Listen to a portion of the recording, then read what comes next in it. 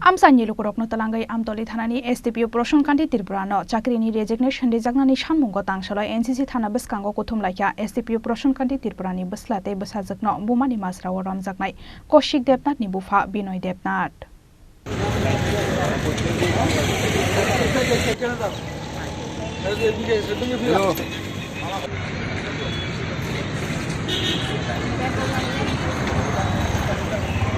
Borokni shanmungno go shiwina hanya hanke beskangni shalokotor sabao ongkhornai borokhani shawi khnarkha STPO Proshonkanti Tripurani beslate besajakno bumani masrawo ramjaknai Koshik Debnath ni bufa Binoy Debnath প্রশনকান্তি ত্রিপুরার মেয়ে এবং ছেলে মদমত্ত অবস্থায় গাড়ি আর একটা গাড়ির সঙ্গে সংঘর্ষ লাগে।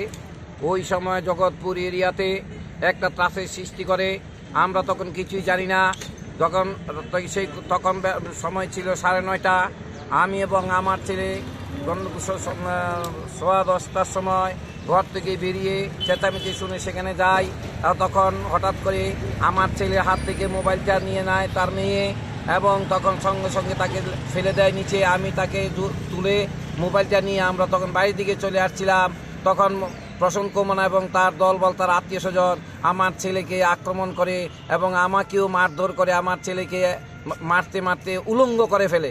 তারপর প্রসন্নকান্তির গুন্ডা বাহিনী সব নিয়ে তাকে কোথায় চলে গেল পিছনে পিছনে ধাওয়া করে। তখন গিয়ে দেখলাম অভয়নগর আউটপোস্টে তাকে নিয়ে সেখানেও মারধর করছে, তার অন্ডকোষে আঘাত করছে, সে ভিডিও ফুটেজ পর্যন্ত আছে।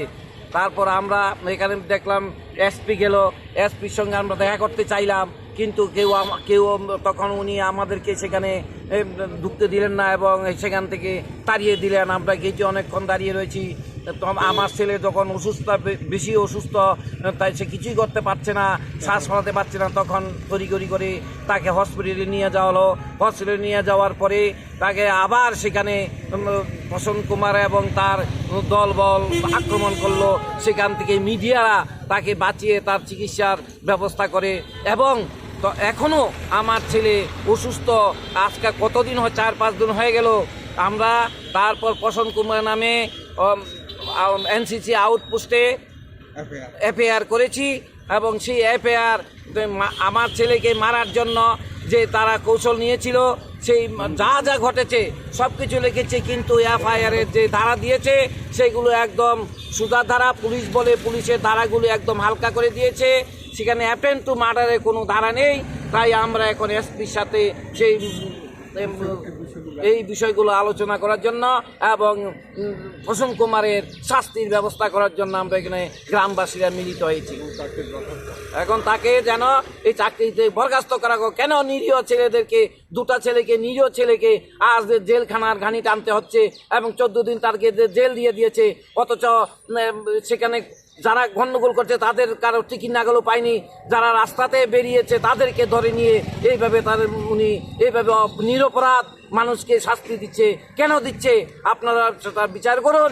আপনারা দেখুন, অনেক ভিডিও ফুটেজ আছে, সেগুলি দেখুন এবং পত্রগুলি পরে আপনারা জনসাধারণ সেইগুলি মাপকাঠি দেখুন। কিছুদিন আগে দেখেছিলাম আমরা পুলিশের জন্য মুখ্যমন্ত্রী অনেক কিছু করেছেন, অনেক সুনাম অর্জন করেছেন। সেই মুখ্যমন্ত্রী সুনাম অর্জন করতে গিয়ে সুনাম অর্জন তাদের জন্য করেছে যারা ভালো পুলিশ অফিসার। এই ধরনের পুলিশ অফিসার যদি ত্রিপুরাতে থাকে, প্রত্যেকটি ঘরে নিরপরাধ ছেলে মেয়েরা নিরীহ জেলখানি টেনে টেনে মরবে। আমি এখন যদি আমাদের সেই যে ডেপুটেশন আমরা দিতাম এসেছি সেটা যদি ঠিক মতো না হয় আমরা মুখ্যমন্ত্রীর দ্বারস্থ হব, আমরা পিছু হব না। আচ্ছা, কার কাছে আপনারা ডেপুটেশন প্রদান করছেন? এসপির কাছে। এসপি তো ওই দিন আপনি যে বললেন যে এসপি ওই দিন ছিল, ওখানে ছিল, এসপির পাশে বসিয়ে উনি সবকিছু করেছেন। কিন্তু উনি আমতলি একজন এসডিপিও, উনি কিভাবে এসপির পাশে বসে উনি সমস্ত কিছু করলেন সেটা আমাদের বোধগম্য নয়।